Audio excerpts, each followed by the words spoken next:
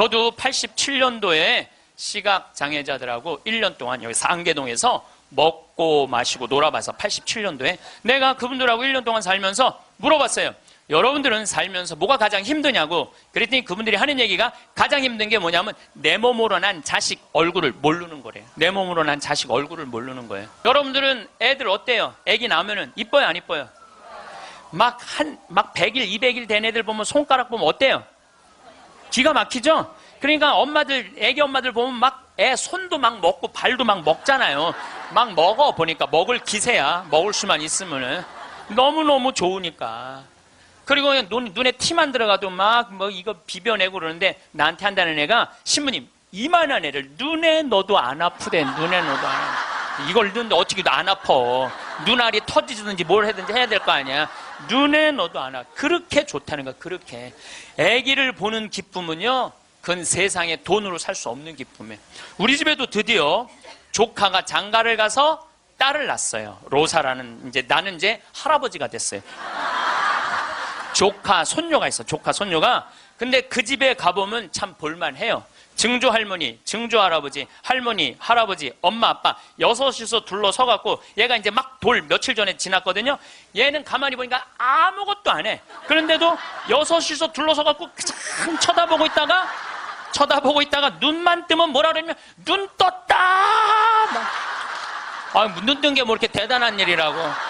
6명이 둘러앉아갖고 눈 떴다고 난리를 치고 거기다가 얘가 빵긋 웃기만 하잖아요. 그러면 그때부터는 애가 재롱을 피는 게 아니에요. 증조 할머니, 증조 할아버지부터 재롱을 피기 시작해. 오르르 깍꿍 이게 누가 재롱 피는 거야? 내가 보기엔 지들이 재롱 피면서 얘가 재롱 핀다는 거야. 시간 가는지 모른다는 거야. 내가 보기엔 자기네들이 재롱 피고 얘는 그냥 껌뻑껌뻑 쳐다만 보는데 이 애기를 그래서 애들은 1살 때 평생 할 효도를 다 한다는 거예요. 1살 때. 여러분들 그때 그 기쁨 평생 애들은 2살 때부터 효도 안 해요. 왜 효도 안 하는 줄 아세요? 1살 때 이미 다 했어. 그런데 뭘 2살 때부터 해. 혹시 지금 30살 된 자식들이 효도 안 한다고 섭섭한 그분들은 욕심이 너무 많은 거예요. 이미 그 기쁨을 다 누린 거예요. 근데 그분들은 자기 애들을 어떻게 알아보느냐면 손으로 만져서 눈이 이렇게 생겼고 코가 이렇게 생겼고 입이 이렇게 상상할 수밖에 없어요. 네, 상상할 수밖에 없어요. 또 한 번은 도봉산 성당에서 우리 시설 분들을 초대를 해갖고 식사 대접을 했어요. 정말 내가 가서 보니까 상다리가 부러지게 차려놨어. 그런데 옆에 있던 형제가 나한테 그러는 거야. 학사님, 우리는 이렇게 상다리가 부러지게 차려놔도 아무 소용이 없다는 거예요. 왜 소용이 없냐? 그랬더니 보여야지 골라 먹죠. 어디 있는 줄 알아야지. 냄새는 나는데 어디 있는지 알아야지 골라 먹죠. 그러니까 옆에 봉사자들이 한 분씩 앉아갖고 고등어 들어갑니다. 두부 들어갑니다. 김치 들어갑니다. 그래야지 먹는 거예요. 근데 우리 생태마을에 딱 음식 차려놓으면은 막 김치, 고등어 이제 묵은지 절여놓은 거 막 이분들 입에 군침이 돈대. 딱 보면은 막 깍두기 쫙 빨갛게 해놓고 막 김치찌개 두부 딱 올려주면 입에 군침이 돈다는 거예요. 우린 눈으로 먹는 거예요. 먼저 눈으로 먹고 입에 군침이 도는 거예요. 이걸 영어로 뭐라고 그러냐면 My mouth is watering 그래요. 군침 돈다. My mouth is watering. 군침이 도요. 근데 그분들은 눈으로 먹는 기쁨이 없는 거예요. 여러분들 뭐가 지지리 복도 없긴 뭐가 지지리 복도 없어. 이 눈으로 벌써 음식을 먹는데 이거 눈알 하나 갈아 끼는데 2개 갈아 끼면 2억인데 2억을 끼고 지지리 복도 없는 년은 무슨 지지리 복도 없는 년이에요. 또 87년도는 인천에서 수원에서 전철이 전부 다 의정부로 갔어요. 그때만 해도 우리 시각장애자들이 전철에서 바구니 들고 어두운 밤에 깜깜한 밤에 이러고 가면은 500원씩 1000원씩 줬어요. 기억나시죠? 네. 그렇게 하루 종일 전철을 오고 가면서 모으면은 그때 돈으로 꽤 컸대요. 15,000원, 20,000원 됐대요. 그때 돈으로. 그러면은 창동이나 도봉역에서 딱 내리면은 도둑놈들이 따라다니다가 역에서 나가면은 그걸 낚아채 가는 거예요. 그걸 낚아채 가는 거예요. 그럴 때 너무너무 속상하다는 거. 너무너무 화가 나. 하루 종일 고생한 건데. 그러니까 누굴 데리고 나가느냐면 5학년, 6학년, 중학교 1학년 된 자기 애들을 데리고 나가는 거예요. 자기 애들은 그거 일 나가는 게 죽기보다 싫은 거예요. 매일 우리 시설 마당에서 애들이 울어. 너 왜 울어? 그럼 자기 일 나가기 싫다는 거예요. 네가 무슨 일을 나가는데 애들이 얘기해 주는 거예요. 낚아채갖고 엄마 아빠가 나 데리고 나간다고. 그럼 엄마 아빠 손잡고 지팡이 잡고 전철 안에 왔다 갔다 하는 거 걔네들이. 그러는 수원이나 인천은 아무 상관없대요. 창동이나 도봉역에 딱 그 전철을 지나갈 때 되면 누굴 만나냐면 반 친구들을 만나는 거야. 반 친구들이 그걸 보고 다음날 학교 가고 다 소문을 내는 거야. 제 엄마 손잡고 구걸하러 다닌다고. 얼마나 그 나이에 자존심이 상해요. 그러니까 내가 그들과 1년 동안 먹고 마시고 놀지 않았으면 그분들의 아픔을 몰랐을 거예요. 예수님은 이 세상에 오셔서 3년 동안 정말 가지지 못한 사람이나 가진 사람이나 누구하고 먹고 마시고 놀았어요. 그러니까 강생이라는 말 참 많이 듣죠. 예수님은 이 세상에 강생하셨다. 그냥 몸만 오신 게 아니에요. 삶 자체로 이 세상에 들어오신 거예요. 그래서 우리랑 먹고 마시고 놀면서 우리가 고민하는 게 뭔지, 우리가 힘들어하는 게 뭔지 너무너무 잘 아셨어요. 그래서 예수님은 특별히 아픈 사람들, 병든 사람들 고쳐주는 거 주저하지 않으셨어요. 다 고쳐주셨어요. 그리고 최후의 만찬 때 마지막 날 제자들의 발을 씻어주고 난 다음에 예수님이 이렇게 말씀하세요. 요한복음 13장에 내가 너희들을 사랑하였듯이, 사랑한다는 게 뭐냐면 너희들과 먹고 마시고 놀면서 너희들을 위로했듯이 너희도 서로 사랑하여라. 이게 마지막 날 유언이야. 서로 사랑하라는 게. 그런데 지금 한국에는 크리스찬이 2천만이 있어요. 개신교 1,500만, 가톨릭 500만. 크리스찬이라는 건 뭐냐면 그리스도처럼 살겠다는 거예요. 여기 계신 여러분들 전부 왜 세례받았냐면 그리스도처럼 살라고 세례받은 거야. 부처님 아버지는 직업이 뭐죠? 부처님 아버지는 왕이었어요. 공자님 아버지는 관리였어요. 마호메트 아버지는 큰 부자 상인이었어요. 물론 마호메트 엄마가 뱃속에 있을 때 돈 벌러 나갔다 죽어요. 그래갖고 마호메트는 유복자. 예수님 아버지는 직업이 뭐예요? 목수. 내가 신학교 다닐 때 신론 배울 때 예수님 아버지는 성부라고, 예수님 아버지 직업은 하느님이었어요. 하느님. 예수님 양아버지 직업은 뭐예요? 목수예요. 2000년 전에 목수는 하루에 2끼 정도 먹었다고 그래요. 그러니까 가난한 집에 태어나신 거예요. 예수님은. 굳이 당신이 선택해서 올 수 있었는데 굳이 가난한 집에 택해서 오신 이유는 뭐냐면 가난한 이들과 함께 하겠다는 거예요. 그리고 당신 태어날 때 천사들이 누구를 초대하느냐면 목동들을 초대해요. 야, 삼왕은 자기네들이 찾아온 거고 예수님이 초대한 건 누구냐면은 목동들이에요. 저기 대단한 분 태어났으니까 가봐라. 그래갖고 예수님한테 처음으로 인사를 한 사람들은 목동들이야. 우리가 알퐁소 토대의 별이라는 책을 읽어갖고 목동을 굉장히 낭만적인 사람들로 알고 있는데 중동에 가보면요 세상에 더러운 게 목동이에요. 그래서 목동하고 상대하지 말라 그래. 도둑놈들이라고. 상대하지 말라 그래. 왜냐하면 한번 풀 뜯으러 염소 풀 뜯으러 나가면은 한 달을 돌아다녀야 되거든요. 그러니까 한 달 동안 내가 가서 보니까 머리에 떡을 칠하고 다녀요. 먹을. 냄새가 얼마나 나는지 몰라. 또 밤낮에 기온차가 많으니까 옷을 몇 겹을 입고 한 달 동안 안 빨고 그것만 입고 다니는 거예요. 그 더럽고 냄새나는 목동들을 예수님은 첫 손님으로 초대한 거예요. 이게 누구를 초대하겠다냐? 보잘것없는 사람들을 귀하게 여기겠다는 거예요. 그리고 당신 활동하실 때는 앞 못 보는 사람, 듣지 못하는 사람, 말하지 못하는 사람, 팔 오그라드는 사람, 등 굽은 여자, 다리 오그라드는 사람, 몸 썩어가는 나 환자, 몸 파는 여자, 나라 팔아먹은 세리들이랑 먹고 마시고 놀았다고 그래요. 저는 신약 성서 읽으면서 가장 가슴 떨리는 성서 구절이 뭐냐면 예수님은 그들과 먹고 마시고 놀았다. 이거를 읽으면 막 가슴이 떨려요. 여러분들 세상에 먹고 마시고 노는 것처럼 중요한 일이 어디 있어요?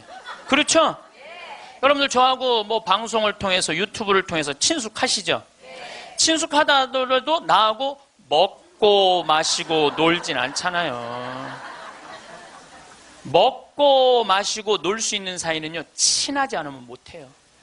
여러분들도 누구랑 먹고 마시고 놀아요? 친한 사람들이랑 먹고 마셔요. 오늘 이거 끝나고 나면 길거리에 나가고 너 오늘 나하고 먹고 마시고 놀자. 길거리에 있는 사람한테 말할 수 있어요, 없어요? 귀싸대기 맞을 거예요. 여기 오늘 같이 온 친구들하고 야, 우리 오늘 강의 끝났으니까 여기 명동에 가서 우리 먹고 마시고 놀자. 친하지 않으면 못하는 거예요. 친하지 않으면. 그리고 먹고 마시고 노는 사이는 그 사람의 속사정을 다 알아요. 그 사람이 뭘 힘들어하는지, 그 사람의 고민이 뭔지 먹고 마시고 놀지 않으면 모르는 거예요. 본당 신부도 마찬가지예요. 본당 신부할 때 5년 동안 사목을 했는데 교우들하고 한 번도 먹고 마시고 놀지 않았어. 그러면 여러분들은 본당 신부하고 추억이 있을까요, 없을까요? 없어요. 이게 웃을 일이 아니에요. 루카복음 7장 8절에 예수님은 먹보요 술꾼이라고 그래요. 먹보요 술꾼이라. 저도 본당 신부할 때 사목을 하는 기본이 뭐냐면 먹고 마시고 노는 거였어요. 사목의 기본이 먹고 마시고 노는 거였어요. 장례가 나잖아요. 그럼 저는 반드시 초상집에 갔어요. 초상집에 가갖고 장례 전날 가갖고 소주 한 병 내오라고 그래요. 그럼 상주 전부 다 오라고 그래요. 상주들하고 소주 한 잔씩 하면서 먹고 마시면서 어머니가 어떻게 살았는지, 아버지가 어떤 병으로 돌아갔는지 얘기를 다 들어요. 그리고 1시간을 그렇게 소주 한 병을 먹으면서 이야기를 하고 다음날 강론할 준비할 필요가 없어. 강론. 왜냐하면 강론 때 이 엄마가 어떻게 살았고 가족은 어떻게 하고 다 얘기할 수 있는 거예요. 먹고 마시고 놀고 왔기 때문에 공감이 되는 강론을 할 수 있는 거예요. 근데 만약에 초상이 났는데 내가 그 집에 한 번도 간 적이 없어. 그냥 장례만 딱 왔어. 그 강론은요, 그 고인들하고 남아있는 유족들하고 아무 공감대가 없는 강론을 할 수밖에 없어요. 예수님이 우리가 신약 성서를 읽을 때 너무너무 착착 쉽게 와닿죠? 왜 우리가 쉽게 알아들을 수 있는지 아세요? 예수님이 우리랑 먹고 마시고 놀았기 때문이에요. 이게 얼마나 가슴 설레는 성서구절인지 몰라요. 어떤 가르침보다 위대한 말이 뭐냐면 예수님은 그들과 먹고 마시고 놀았다예요. 또 마태복음 18장 10절에 이런 말씀을 하세요. 너희 중에 가장 작은이라도 업신여기지 말아라. 왜냐하면 그의 수호천사가 하늘에서 매일 아버지의 얼굴을 뵙고 있다 그래요. 수호천사가. 여기 계신 분들 이렇게 말씀하시는 분들 계세요. 나는 지질이 복도 없는 년이라고. 나는 남편 복도 없고 자식 복도 없는 지질이 복도 없는 년이라고. 그 지질이 복도 없는 년도 수호천사가 한 분씩 다 있다는 얘기예요.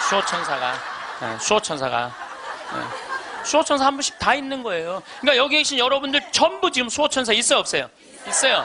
여러분들 언제 수호천사가 여러분들 가장 곁에 있느냐면 여러분들이 성체 영화로 나올 때 수호천사가 항상 여러분들을 수호하고 나온다는 거예요. 여러분들 대단한 분들이에요. 수호천사 한 분씩 다 거느리고 있으니까. 그러니까 무시당하면 돼요, 안 돼요? 무시당하면 안 돼요. 예수님은 이 세상에 오셨을 때도 가진 자 편에 서지 않고 가지지 못한 자 편에 서세요. 이 말에 이런 말이 있습니다. 사람 위에 사람 없고 사람 밑에 사람 없다. 언제 우리가 이런 말 쓰죠? 내가 사람 취급 못 받을 때. 근데 대한민국에 보면은 돈 있고 권력 있는 사람들이 돈 없고 권력 없는 사람들을 무시하는 경향이 너무나 커요. 이번에 미국의 프란치스코 교황님께서 방문을 하셨어요. 교황님은 항상 전용기가 없으시기 때문에 그 나라 비행기를 타고 가세요. 우리나라는 대한항공을 타고 오셨죠. 이번에 미국에 갈 때는 아메리칸 에어라인을 타고 가셨어요. 근데 교황님이 딱 비행기를 타자마자 승무원들한테 이렇게 부탁을 하셨다고 그래요. 나는 미국으로 가는 내내 어떠한 특별한 대우도 원하지 않는다. 나를 여기 있는 모든 탑승한 모든 승객하고 똑같이 대해줘라. 거기에는 무슨 추기경도 탔을 거고 기자단도 탔을 거고 수행원도 탔을 거예요. 근데 교황님은 특별한 대우를 원하지 않으셨다고 그래요. 그리고 교황님은 내릴 때 정말로 여러분들한테 감사하다고 승무원들한테 감사의 인사도 잊지 않으셨다고 그래요. 13억 명의 대표가 우리 프란치스코 교황님 아니야. 가톨릭 신자가 지금 13억 명이니까. 그런데 그 대단한 분이 어떠한 특별한 대우도 원하지 않는다고. 그래서 그 교황님을 수행한 승무원들이 마지막에 후기를 쓴 거를 제가 읽었는데, 자기네들은 너무 특별한 대우를 원하지 않았던 그 교황님을 모시고 가면서 인생의 최대 비행을 했다고 그래요. 너무너무 감동을 받았다고 그래요. 이렇게 세계 최고의 교황님도 특별한 대우를 원하지 않으셨는데, 모 항공사의 부사장은 땅콩 안 까줬다고 매뉴얼 판으로 자기 직원, 자기 돈을 벌어주는 사람이야. 고마운 사람이죠. 자기 직원 손가락 마디를 때리고 무릎을 꿇치고 그 다음에 강제로 용서를 청하라고 그랬다는 거예요. 그리고 그것도 모자라니까 어떻게? 비행기를 돌려서 그 중요한 사무장을 비행기에서 내리게 했다는 거예요. 이게 바로 사람 위에 사람 있고 사람 밑에 사람 있는 거죠. 대한민국은요, 돈 있으면요 갑질을 너무나 많이 해요. 여러분들 갑질 얘기 참 많이 들으셨죠? 백화점에서 근무하는 분들, 은행에서 근무하는 분들, 병원에서 근무하는 분들, 심지어 전화 마케팅 하는 분들, 이런 분들이 우리나라에 지금 몇 명이 일을 하느냐 하면 700만 명 정도가 일을 해요. 그 700만 명들은 매일매일 무시를 당하고 살고 있는 거예요. 그러니까 수많은 사람들이 매일매일 무시를 당하고 있는 거죠. 그런데 우리들이 이 인생을 살아가면서 사람을 무시하라고 그런 권한을 받은 적이 한 번도 없어요. 사람을 존중하라고 우리는 예수님한테 가르침을 받았죠. 작년에 서울의 한 부자 동네에서 70살 먹은 아줌마가, 70살 먹으면 아줌마예요, 여러분들. 예. 웃을 일이 아니에요. 예. 이번에 유엔에서 나이 재정립이 나왔어요. 나이 재정립이 나왔는데, 1살서부터 17살을 미성년이라고 그래요. 미성년. 예. 미성년 17살을, 18살서부터 65살을 청년이라고 그래요. 청년. 이거는 제가 한 얘기가 아니고 유엔에서 한 얘기예요. 유엔에서 65살까지는 청년이라고 그래요. 나는 65살 미치다 한번 손 들어보세요. 이렇게 청년이 많아 지금. 여기에 청년이 엄청나게 많이 온 거예요. 우리 교회에 청년이 없다고 많은 교회 지도자들은 걱정을 합니다. 근데 저는 걱정할 일이 아니라고 생각해요. 여기 있는 이렇게 많은 청년들이 있는데 왜 걱정을 해? 그러니까 여러분들은 지금 성모에 활동해야 되는 분들이 아니라 청년에 활동해야 되는 분들이에요. 청년에. 만약에 내가 65이 돼서 애도 다 키웠고 결혼도 다 시켰고 나는 이제 늙었다. 65이 나는 늙었다. 이렇게 생각하는 분은 불행한 분이에요. 자, 나는 이제 할 일 다 했으니까 이제 뭐만 기다리고 있으면 돼? 죽을 날만 기다리고 있으면 되잖아요. 근데 죽을 날만 기다리고 있어야 되는데 지금 65살이 언제 죽느냐면 100살쯤 죽을 거예요.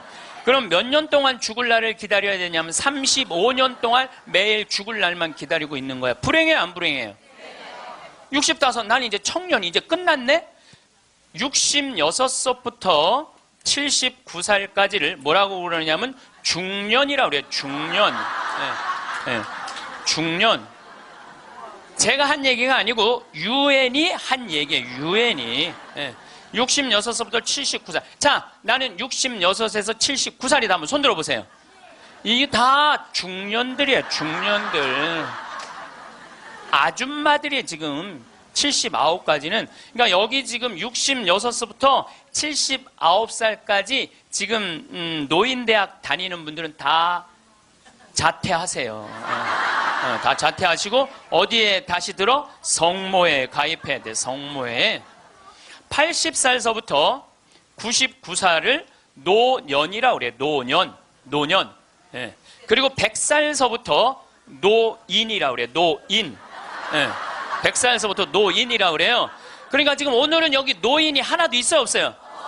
한 명도 없어요. 여기 노인 한 명도 없어요. 이제 100살쯤 되면은 그때 이렇게 말해도 돼요. 아, 이제 나가 늙었으니까 이제 좀 집에서 쉬어야 되겠다. 이렇게 생각하시면 돼요. 어쨌든 70살 먹은 아줌마가, 부자 동네 아줌마가 1층에 있는 이 경비 아저씨를 베란다 창문을 열고 부른대요. 어이 경비. 그럼 경비가 와서 5층을 이렇게 올려다보면은 간식 먹으라고 떡을 던져준대. 5층에서 1층으로. 여러분들, 개한테도 5층에서 1층에 던져주면 안 돼요. 저는 제가 키우는 개가 있는데 간식을 줄 때 어떻게 하느냐면 손바닥에 올려놓고 드시라고 이렇게 제가 개한테도 드시라고 내가 이렇게 줘요. 하물며 사람한테 5층에서 1층으로. 제가 그 후기를 좀 읽어보니까 그 경비 아저씨하고 친했대요. 친해서 장난으로 그랬다는 거예요. 여러분들, 본인은 장난일 수 있지만 1층에서 받아먹는 사람은 장난이 아니에요. 본인은 장난일 수 있지만 그것도 꼭 유통기한 지난 걸 줬다는 거. 유통기한 지난 거. 이게 사람 위에 사람 있고 사람 밑에 사람 있는 거죠. 우리 사회는요, 돈 있으면 돈 없는 사람 무시하는 경향이 너무 커요. 며칠 전에도 뭐 수압으로 스키라고 무슨 액세서리, 거기에서 어떤 사람이 와갖고 점원들한테 이거 고쳐주지 않는다고 무릎 꿇히게 하고. 여러분들, 똑같은 사람끼리 무릎을 꿇히게 한다는 게 말이 돼요? 그 사람은 그 제품을 쓸 자격이 없는 사람이에요. 돈만 있다고 좋은 제품을 쓰는 게 아니라는 거예요. 돈도 있고 그 돈을 쓸 만한 인격도 갖춰야 되는데 우리는 돈만 있고 뭐가 없어? 인격이 없는 거예요. 사람 무시하지 말라고 누가 가장 가르치셨어요? 예수님이에요. 예수님은 마태복음 25장에 이렇게 말씀하세요. 양떼, 염소떼 나눠놓고 양떼들한테 이렇게 말씀하세요. 너희는 하늘나라를 차지해라. 우리가 뭘 잘했다고 하늘나라를 차지합니까? 너희들은 내가 목말랐을 때, 굶주렸을 때, 헐벗었을 때, 병들었을 때, 감옥에 갇혔을 때, 나그네 되었을 때 따뜻하게 맞이해줬다. 주님, 우리가 언제 그랬습니까? 그러니까 예수님 이렇게 말씀하세요. 너희 형제 중에 가장 보잘것없는 사람 하나에게 해준 게 곧 내게 해준 것이다. 혹시 여러분들 노숙자의 집에 가갖고 노숙자들한테 식사를 한번 대접했어. 그러면은 그 노숙자한테도 대접했지만은 누구한테도 대접한 거야? 그렇죠. 노숙자 안에 있는 예수님한테도 대접한 거예요. 그러니까 그걸 다 대접받았던 예수님은 마지막 날에 그 대접받은 걸 다 갚은 거예요. 근데 여러분들이 병든 사람, 감옥에 갇힌 사람, 노숙자들한테 한 번도 대접해 준 적이 없어. 마지막 날 예수님한테 받을 거 있어요, 없어요? 없어요. 지금 어려운 이웃한테 잘 베풀어 준 사람은 나중에 가서 예수님한테 따질 수 있어. 내놓으라고. 내가 해준 거. 해준 거 내놓으라고 따질 수 있어요. 예수님 마태복음 25장에 말씀하셨기 때문에. 근데 왼편에 있는 사람한테는 예수님이 이렇게 말씀하세요. 악마와 그의 졸도들을 가두려고 준비한 영원히 꺼지지 않는 불 속으로 들어가라. 우리가 뭘 잘못했다고 그럽니까? 그냥 예수님이 이렇게 말씀하세요. 너희들은 내가 목말랐을 때, 굶주렸을 때, 헐벗었을 때, 병들었을 때, 감옥에 갇혔을 때, 나그네 되었을 때 따뜻하게 맞이하지 않았다. 주님, 우리가 언제 그랬습니까? 그러니까 예수님이 이렇게 말씀하세요. 너희 중에 가장 보잘것없는 사람 하나에게 해주지 않은 것이 곧 내게 해주지 않은 것이다. 자, 여기 계신 여러분 모두 안에 지금 예수님 계세요, 안 계세요? 계세요. 여러분들 무시당하면 돼요, 안 돼요? 안 돼요. 여러분들이 잘나서 무시당하면 안 되는 게 아니라 여러분들 안에 계신 예수님 때문에 무시당하면 안 돼요. 자기 자존심을 지키는 거는 여러분들은 예수님이 거하는 성전이기 때문에 여러분들 자존심을 지켜야 돼요. 저는 이번에 아주 굉장히 슬펐다가 너무너무 멋있는 사장님을 하나 만났어요. 도시락 업체, 그것도 미국에서 와서 우리나라에서 사업을 하는 도시락 업체 사장님인데 우리도 고객을 존중해야 되지만 고객도 우리를 존중해 주지 않으면 내쫓겠다 이거예요. 그 선언서를 제가 읽어드릴게요. 제목이 참 재미나요. 공정 서비스 권리 안내. 우리 직원이 고객에게 무례한 행동을 했다면 직원을 내보내겠습니다. 그러나 우리 직원에게 무례한 행동을 하시면 고객을 내보내겠습니다. 참 멋있죠? 우리 부관장 신부님이 로마 유학 갔다 오신 분이에요. 그런데 저녁에 맥주집에 이제 뭐 신학생 때 갔으니까 맥주 막 먹을 때잖아요. 맥주를 먹으니까 떨어지면 뭐라 그래? 웨이터, 웨이터 계속 불렀대요.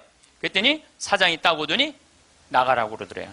왜 나가냐 그러니까 왜 우리 직원을 종 부리듯 부리느냐고, 술 떨어진 거 알면 우리가 찾아가고 필요한 거 있느냐고 물어볼 텐데 왜 내 직원을 종 부리듯 부리느냐고, 이렇게 종 부리듯 부리는 당신은 여기서 맥주 먹을 자격 없다고 나가라고.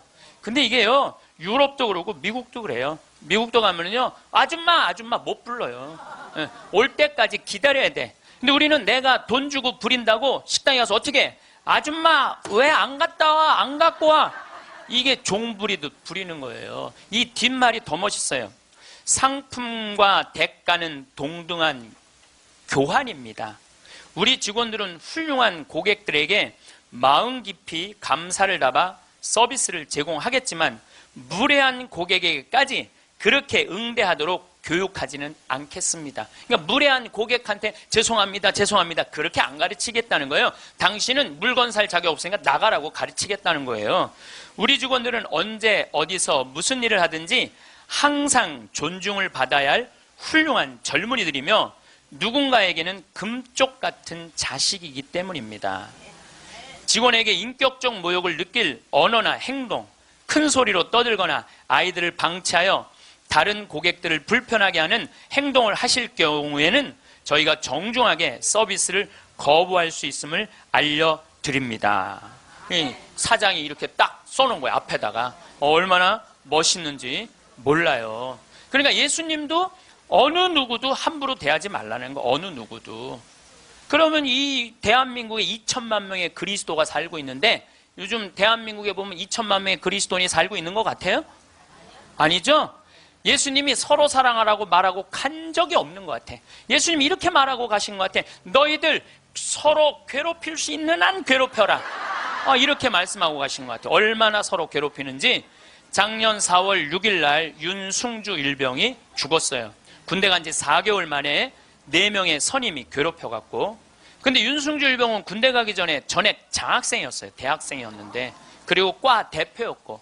이렇게 멀쩡한 아이가 군대 가갖고 죽은 거예요. 그래서 작년 내내 군대를 개혁한다고 난리를 치는데 저는 군대를 개혁해서 될 일이 아니에요. 여러분들, 우리나라 애들은 군대 가기 전에 이미 다 망가져서 들어가요.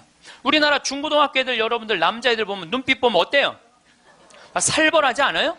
이렇게 눈빛 딱 마주치면은 어떤 놈이야 걸리지, 내가 오늘 가만히 안 놔둬, 이런 기세예요. 우리나라 지금 중고등학교 남자애들은 극도의 스트레스 속에서 자라는 거예요. 왜? 경쟁 속에서 경쟁만 가르치고 협력, 이해, 양보, 사랑 이런 게 안 배워요. 경쟁, 출세, 1등만 배운 애들이야.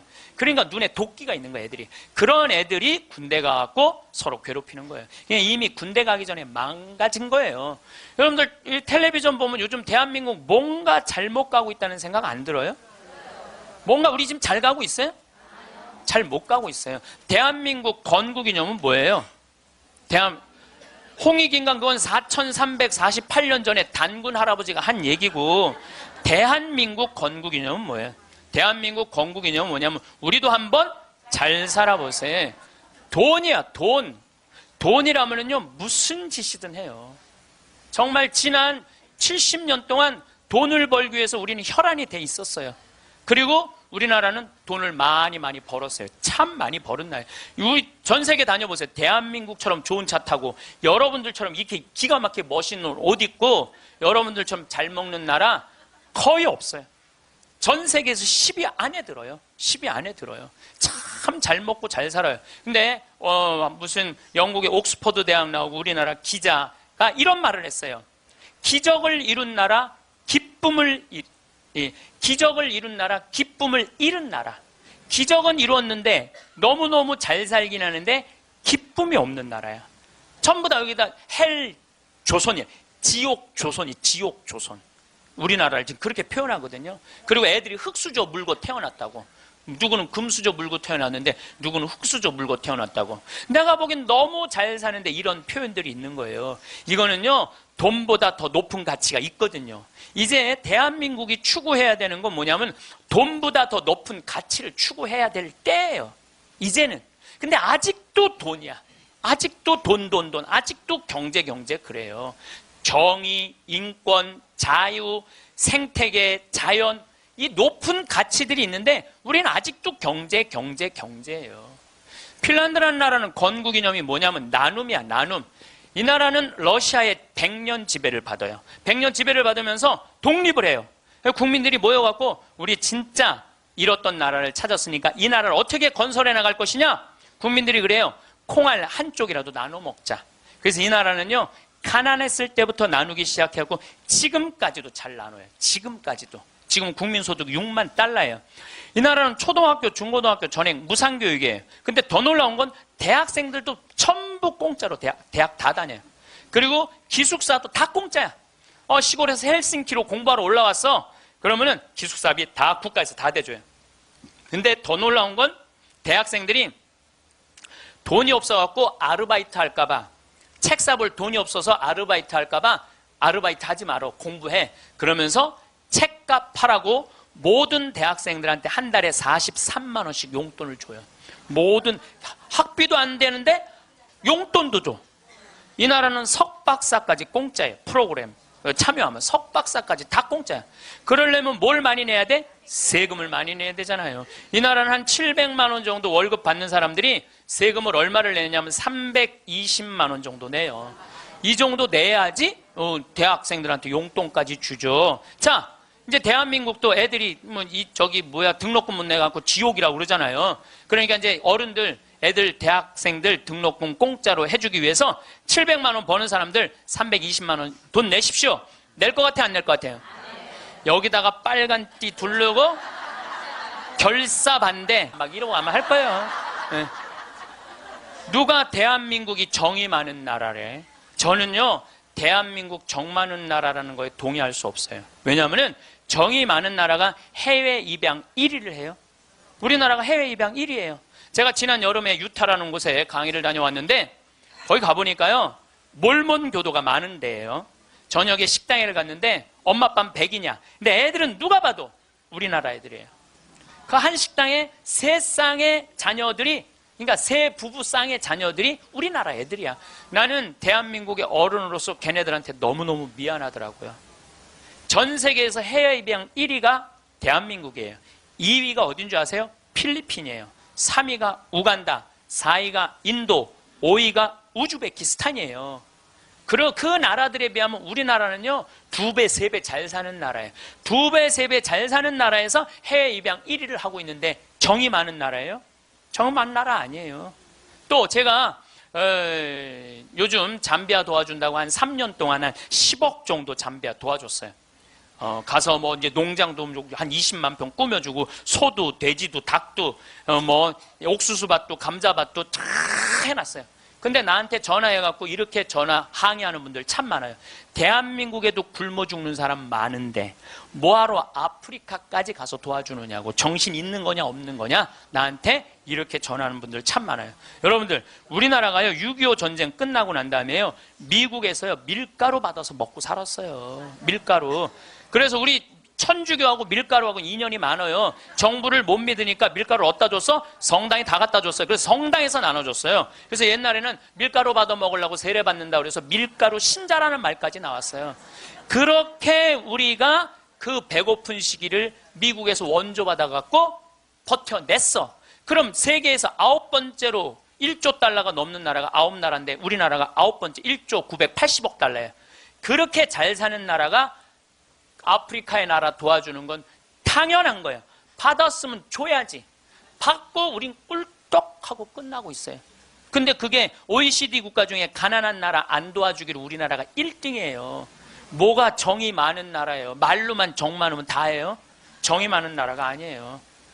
내가 지지난주에 동창 모임에 사회복지시설 운영하는 신부님을 만났어요. 기가 막힌 얘기를 들었어요. 어떤 얘기를 들었느냐 하면 서울의 한 시내 한복판에 지적장애자들 작업장을 학교에, 중학교에 만들려는데 주민이 반대하는 거예요. 그랬대요. 우리 동네 쓰레기 처리장은 들어와도 지적장애자 작업장은 못 들어온다. 참. 아니 걔네들 얼마나 이 삶에 목말라 하는 애들인데 걔네들을 우리 동네에서 받아들였고 우리 동네에서 보호를 해줘야지. 심지어 어떤 주민은 이렇게 말했다고 그래요. 우리 동네 핵시설은 들어와도 지적장애자 시설은 못 들어온다. 이게 우리가요 철저하게 이기적인 거야. 님비라고 그래. 님비. 요즘 우리 평창에는 동계올림픽 때문에 도로가 뻥뻥 나요. 근데 우리 생태마을 바로 옆에 도로가 나요. 근데 거기를 터널을 뚫어요. 강의 중에 다이나믹 터질 때 막 건물이 울려요. 그래서 사람들이 와서 나한테 그래요. 신부님 저렇게 바로 터널을 뚫는데 반대 안 하시느냐고. 내가 이렇게 말해요. 저거 반대하려면 5년 정도 걸려. 매일 도로에 들어놓아야 돼. 나는 내 인생 매일 도로에 들어놓기 내 인생이 너무 아까워.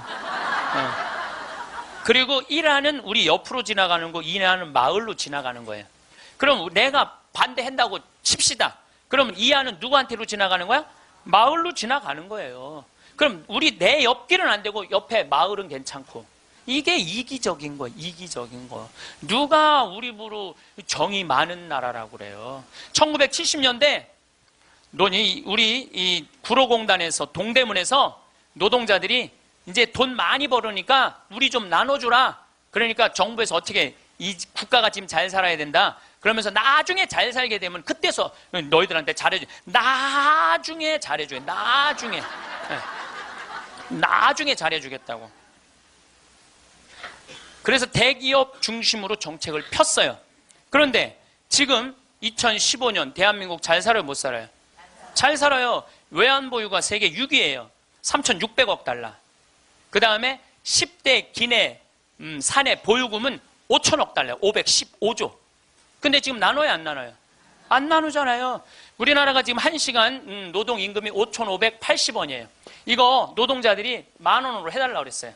근데 올해 6,030원 했어요. 6,030원. 내년에 1시간이 6,030원이에요. 그러면 우리나라하고 비슷한, 경제 규모가 비슷한 이탈리아는 얼마예요? 10,000원이에요, 10,000원. 이탈리아, 스페인 10,000원이에요. 우리보다 조금 잘 사는 프랑스는 12,000원. 독일은 13,000원. 미국은 2020년에 모든 노동자들한테 1시간에 17,000원 주기로 국회에서 결의를 했어요. 근데 우리는 이 민중을 무시하는 거예요. 니네들은 무시당해도 돼. 니네들은 돈, 이게 5,580원이면요. 한 달 22일 일하면 얼마 버는 줄 알아요? 98만 원 받는 거예요. 98만 원. 그거 갖고 먹고 살라는 거예요. 기업에는 515조나 있으면서 안 내놓는 거예요. 세금으로. 세금으로 안 내놓는 거예요. 그냥 가지고 있는 사람만 더 부자가 되는 거예요. 가지고. 얼마 전에 우리 이 삼성이 아시아 최고의 부자 가문이 됐대요. 저는 그걸 읽으면서 너무너무 창피했어요. 왜 너무너무 창피했느냐 하면은 우리나라는 경제 규모가 1조 달러야. 일본은 6조 달러, 중국은 14조 달러야. 그럼 최고의 부자는 일본이나 중국에서 나와야지 우리나라에서 나와요. 이 얘기는 뭐냐면 삼성이 회사 운영을 잘하기도 했지만 중소기업, 하청업체들한테 1,000원 주고 500원 주고 그 나머지 500원 갖고 세계 아시아 1위 된 거예요. 다 같이 잘 살아야지 잘 사는 거지 한 기업만 잘 산다고 잘 사는 게 아니에요. 그리스가 왜 망했어요? 그리스가 한두 부자 자기네들 세금 다 뒤로 돌리는 바람에 나라가 망한 거예요. 나중에 나누긴 뭘 나중에 나눠. 노동자들이 잘 살아야지 국가가 잘 사는 거예요. 호주만 해도 광부들이 연봉이 얼마냐면 1억 2천이에요. 광부들이. 내가 지금 호주에 나오고 같이 봉사활동 다니는 치과의사, 우리 요한 바오로 치과의사가 있는데 어저께 나한테 한 얘기예요. 신부님, 호주에는 배관공, 전기공, 목수가 저보다 돈 더 많이 벌어요. 아주 능력 있는 치과의사인데 돈 더 많이 번다는 거예요. 그러니까 노동자가 잘 사는 나라가 행복한 나라예요. 예. 나중에 나눠주긴 언제 나눠줘. 나중에는 다 굶어 죽고 난 다음에 나눠줘요. 나누려면 언제 나눠야 돼? 지금 나눠야 돼. 지금. 내가 성당 질 때도 부자들한테 신축 헌금 좀 하시죠. 그럼 신부님 나중에 땅 팔리면 할게요. 나중에 땅 팔리면 할게요. 이런 분들은요 절대 안 해요. 착한 일도 많은 사람들, 신부님 내가 나중에 돈 벌면 할게요. 이런 사람들은 착한 일 안 하겠다는 사람들이에요. 지금 하지 않으면 나중에는 못 하는 거예요. 나중에는. 지금 해야 돼. 하려면 지금 해야 돼요. 이 세상을 살아가면서 우리는 수많은 사람들을 만나고 헤어집니다. 그 과정에서 때로는 누군가를 우러러보기도 하고 때로는 누군가를 내려다보기도 합니다. 하지만 오랜 세월을 거치며 깨닫게 되는 것은 사람 위에 사람 없고 사람 밑에 사람 없다는 진리입니다. 어린 시절부터 우리는 무의식 중에 사람들을 서열로 나누어 생각하도록 길들여져 왔습니다. 공부를 잘하는 아이가 더 소중하고 돈을 많이 버는 사람이 더 가치 있다고 여겨왔습니다. 하지만 인생의 깊은 곳을 들여다보면 그런 기준들이 얼마나 허무한 것인지 알게 됩니다. 한 사람 한 사람이 모두 이 세상에 단 하나뿐인 존재이며 그 자체로 무한한 가치를 지니고 있음을 깨닫게 됩니다. 길가의 청소부 아저씨도 화려한 양복을 입은 사업가도 모두 똑같이 소중한 존재입니다. 그들 모두 각자의 삶의 무게를 지고 살아가는 귀한 사람들입니다. 우리가 누군가의 겉모습만 보고 그 사람의 가치를 판단한다면 그것은 마치 책의 표지만 보고 그 책의 내용을 단정하는 것과 같습니다. 진정한 지혜는 사람의 내면을 바라보는 것이며 그 사람이 지닌 고유한 존엄성을 인정하는 것입니다.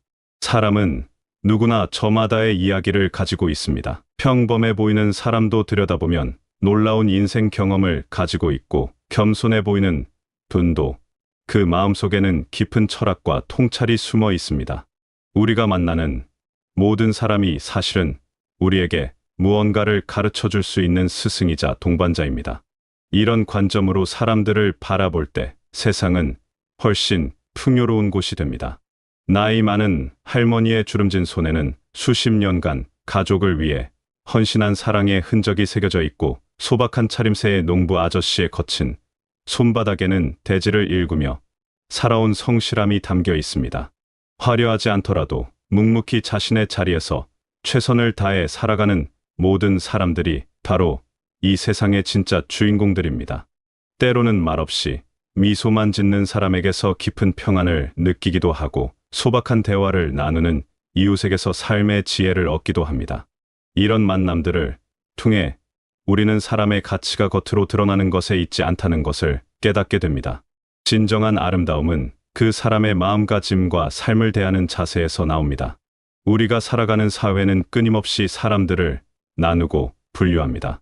재산의 많고 적음으로 지위의 높고 낮음으로 외모의 아름다움과 그렇지 않음으로 사람들을 구분하려 합니다. 이런 기준들이 마치 절대적인 진리인 것처럼 포장되어 우리의 마음속 깊이 자리 잡고 있습니다. 하지만 이런 기준들을 자세히 들여다보면 모두가 모래성처럼 덧없는 것들임을 알 수 있습니다. 재산은 하루아침에 사라질 수 있고 지위는 언제든 바뀔 수 있으며 외모는 세월 앞에서 무력합니다. 이런 것들로 사람의 가치를 매기려 한다면 우리는 계속해서 허상을 쫓아다니게 될 뿐입니다. 더욱 안타까운 것은 이런 잘못된 기준들이 사람들 사이에 보이지 않는 벽을 쌓는다는 점입니다. 나보다 가진 것이 많은 사람 앞에서는 위축되고 나보다 가진 것이 적은 사람 앞에서는 우월감을 느끼게 됩니다. 이런 마음가짐으로는 진정한 만남이 불가능합니다. 서로를 있는 그대로 받아들이고 존중하는 관계를 맺을 수 없습니다. 세상의 화려함에 현혹되어 본질을 놓치는 일이 얼마나 많은지 모릅니다. 값비싼 옷을 입고 고급 자동차를 타는 것이 그 사람의 인격을 말해주지는 않습니다. 오히려 소박한 차림새로 살면서도 이웃을 돌보고 어려운 이들을 도우며 살아가는 분들에게서 진정한 아름다움을 발견할 수 있습니다. 사회가 만들어낸 성공의 기준들을 보면 대부분 남과의 비교에서 나옵니다. 남보다 더 많이 가져야 하고 남보다 더 높은 곳에 있어야 하며 남보다 더 뛰어나야 한다고 말합니다. 하지만 이런 비교의식은 우리를 결코 행복하게 만들지 못합니다. 아무리 많이 가져도 나보다 더 많이 가진 사람이 있고 아무리 높이 올라가도 더 높은 곳에 있는 사람이 있기 때문입니다. 참된 지혜는 이런 허상들을 걷어내고 사람 그 자체를 바라보는 것입니다. 그 사람이 얼마나 많은 아픔을 견뎌냈는지, 어떤 꿈을 품고 살아가는지, 무엇을 소중히 여기며 사는지를 보는 것입니다. 그럴 때 비로소 우리는 모든 사람이 똑같이 귀한 존재라는 것을 깨달을 수 있습니다. 사람의 진짜 가치는 그 사람의 마음씨에서 나타납니다. 다른 사람을 배려하고 도우려는 마음 어려움 속에서도 굴복하지 않는 의지 실수를 했을 때 진심으로 반성하고 고치려는 자세 이런 내면의 아름다움이야말로 그 사람을 평가하는 진정한 기준입니다. 세상이 중요하다고 여기는 것들은 대부분 시간이 지나면 의미를 잃게 됩니다. 하지만 사람의 선한 마음과 따뜻한 정은 세월이 흘러도 변하지 않는 진짜 가치입니다. 이런 것들을 알아보고 소중히 여기는 눈을 갖는 것이 참된 지혜입니다. 세상은 우리에게 더 많이 가지고 더 높이 올라가야 행복해진다고 속삭입니다. 남보다 앞서가야 하고 경쟁에서 이겨야 한다고 말합니다. 하지만 그런 경쟁의 삶 속에서 과연 진정한 평안을 찾을 수 있을까요? 오랜 세월을 살아보면 진짜 행복은 전혀 다른 곳에서 찾아온다는 것을 깨닫게 됩니다. 그것은 바로 나눔과 사랑 속에서 발견되는 행복입니다. 내가 가진 것을 다른 사람과 함께 나누고 어려운 이웃의 손을 잡아주며 따뜻한 말 한마디로 상처받은 마음을 어루만져 줄 때 느끼는 그 기쁨이야말로 진정한 행복입니다. 이런 행복은 소유에서 나오는 것이 아니라 베풀면서 나옵니다. 누군가를 도와주고 위로해 줄 때 우리의 마음속에서 샘솟는 그 따뜻함은 어떤 물질적 풍요로도 얻을 수 없는 것입니다. 이것이 바로 오래전부터 현인들이 말해온 삶의 참된 의미입니다. 특히 우리 주변에 소외되고 힘든 이들을 돌아보는 것은 우리 자신을 더욱 풍요롭게 만듭니다. 혼자 사는 이웃, 할머니에게 반찬 한 그릇을 건네거나 몸이 불편한 분의 장보기를 도와드리거나 마음의 병을 앓고 있는 이에게 따뜻한 관심을 보여주는 것. 이런 작은 실천들이 우리의 삶을 얼마나 의미 있게 만드는지 모릅니다. 경쟁 사회에서 길들여진 이기주의적 사고방식을 벗어나 서로 돕고 함께 살아가는 공동체적 삶의 가치를 되찾을 때 우리는 뒤로서 참된 평안을 맛볼 수 있습니다. 혼자서는 결코 느낄 수 없는 깊은 만족감과 충만함을 경험하게 됩니다. 사랑은 나누면 나눌수록 더 커집니다. 혼자 간직하고 있으면 메마르지만 다른 사람들과 함께 나누면 더욱 풍성해집니다. 이것이 바로 사랑의 신비로운 특성입니다. 우리가 베푼 사랑은 돌고 돌아 결국 우리에게 더 큰 사랑으로 돌아옵니다. 그래서 베푸는 삶이야말로 가장 지혜로운 삶의 방식입니다. 또한 진정한 행복은 감사하는 마음에서 시작됩니다. 지금 내가 가진 것들에 대해 고마워하고 작은 것에도 만족할 줄 아는 마음이 바로 행복의 출발점입니다. 항상 부족하다고 생각하고 더 많은 것을 원하는 마음으로는 아무리 많이 가져도 만족할 수 없습니다. 내가 건강하게 살아있다는 것, 가족이 있어 함께 웃고 울 수 있다는 것, 친구들과 정담을 나눌 수 있다는 것, 이런 평범해 보이는 일상의 소중함을 깨달을 때 우리는 이미 충분히 행복한 사람임을 알게 됩니다. 행복은 멀리 있는 것이 아니라 바로 우리 곁에 늘 함께하고 있습니다. 베푸는 기쁨을 아는 사람은 받는 기쁨보다 훨씬 큰 만족을 느낍니다. 누군가의 어려움을 덜어주고 그 사람의 얼굴에 미소가 번질 때 느끼는 그 따뜻함은 어떤 것과도 바꿀 수 없는 소중한 경험입니다. 이런 순간들이 쌓여 우리의 인생을 진정으로 의미 있게 만듭니다. 많은 사람들이 선한 일을 미루며 살아갑니다. 나중에 여유가 생기면, 나중에 시간이 되면, 나중에 상황이 좋아지면 그때 베풀고 도우며 살겠다고 말합니다. 하지만 그 나중은 언제일까요? 과연 그날이 올까요? 이 인생을 깊이 성찰해보면 가장 소중한 것은 바로 지금 이 순간입니다. 오늘 내가 만나는 사람들, 지금 내 앞에 놓인 기회들, 이 순간 내가 할 수 있는 작은 선행들이 바로 인생의 진정한 보물입니다. 내일은 아무도 장담할 수 없지만 오늘은 확실히 우리 손안에 있습니다. 주변을 돌아보면 도움이 필요한 사람들이 얼마나 많은지 모릅니다. 외로움에 지친 이웃, 경제적으로 어려움을 겪는 가정병으로 고생하는 분들, 마음의 상처로 아파하는 이들이 우리 곁에 있습니다. 이들에게 지금 당장 할 수 있는 작은 도움이라도 베푸는 것이 나중을 기약하며 거창한 계획을 세우는 것보다 훨씬 의미 있습니다. 때로는 물질적인 도움이 아니더라도 따뜻한 관심, 한 번 진심 어린 위로의 말, 함께 시간을 보내주는 것만으로도 누군가에게는 큰 힘이 됩니다. 이런 작은 실천들이 쌓여 우리의 삶을 풍요롭게 만들고 더 나아가 우리가 사는 세상을 조금씩 따뜻하게 변화시킵니다.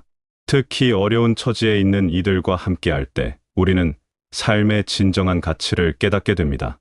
그들의 순수함과 감사하는 마음을 통해 우리 자신이 얼마나 많은 것을 가지고 있는지 깨닫고 진정한 겸손함을 배우게 됩니다. 이런 만남들이 우리의 마음을 더욱 성숙하게 만들고 삶의 깊이를 더해줍니다. 시간은 우리 모두에게 공평하게 주어진 선물입니다.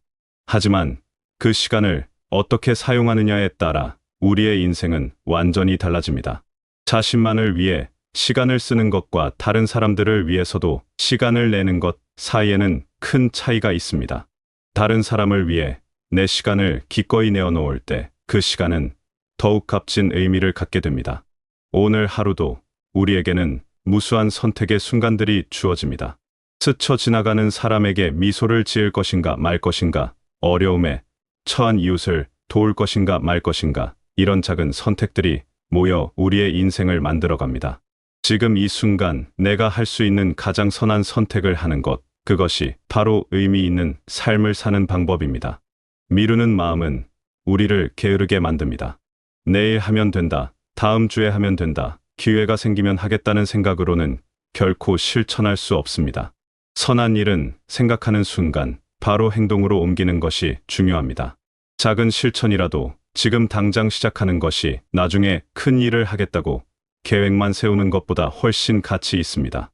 또한 우리가 실천할 수 있는 선한 일들은 생각보다 가까운 곳에 많이 있습니다. 멀리 가서 거창한 일을 할 필요가 없습니다. 바로 옆집 이웃부터, 내 주변 사람들부터 돌아보면 됩니다. 작은 관심과 배려만으로도 누군가의 하루를 밝게 만들 수 있습니다. 이 인생의 여정을 걸어오면서 우리는 많은 것을 배우고 깨닫습니다. 그 중에서도 가장 소중한 깨달음은 모든 사람이 존엄하고 귀하다는 것이며 진정한 행복은 나눔과 사랑에서 나온다는 것입니다. 세상의 허상에 속지 않고 사람의 참된 가치를 알아보는 눈을 가지는 것, 경쟁과 이기심을 벗어나 서로 돕고 함께 살아가는 삶의 아름다움을 발견하는 것, 그리고 미루지 말고 지금 이 순간부터 작은 선행을 실천하는 것, 이 모든 것이 우리에게 참된 평안과 기쁨을 가져다 줍니다. 우리 각자가 가진 인생의 경험과 지혜는 이 세상의 소중한 보물입니다. 그 지혜를 혼자만 간직하지 말고 주변의 사람들과 나누며 특히 어려움에 처한 이들에게 따뜻한 손길을 내밀 때 우리의 삶은 더욱 빛나게 됩니다. 살아오면서 겪은 아픔과 슬픔들도 모두 소중한 자산입니다. 그런 경험들이 있기에 다른 사람의 아픔을 이해할 수 있고 진심 어린 위로를 건넬 수 있습니다.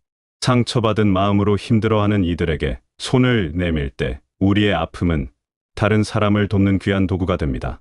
이 인생은 혼자서는 완성할 수 없는 작품입니다. 수많은 사람들과의 만남과 교류를 통해 서로에게 영향을 주고받으며 함께 만들어가는 것입니다. 우리가 누군가에게 베푼 사랑과 도움은 그 사람을 통해 또 다른 사람에게 전해지고 그렇게 해서 세상은 조금씩 더 아름다운 곳이 되어갑니다. 살아가면서 때로는 힘들고 지칠 때도 있지만 우리가 베푼 작은 사랑들이 이 세상을 조금씩 더 아름답게 만들어가고 있다는 사실을 기억해 주세요. 한 사람의 따뜻한 마음이 얼마나 많은 사람들에게 희망을 줄 수 있는지 그 힘을 믿어주세요. 세상에는 여전히 아픔과 어려움이 많지만 우리 같은 사람들이 있는 한 희망은 사라지지 않습니다. 작은 선행이라도 꾸준히 실천하는 분들이 있기에 이 세상은 살만한 곳이 됩니다. 당신의 존재 자체가 누군가에게는 큰 위로와 힘이 되고 있습니다. 오늘도 작은 친절과 따뜻한 마음으로 누군가에게 희망의 빛이 되고 사람과 사람 사이의 아름다운 연결고리가 되는 그런 의미 있는 하루하루를 보내시길 바라겠습니다.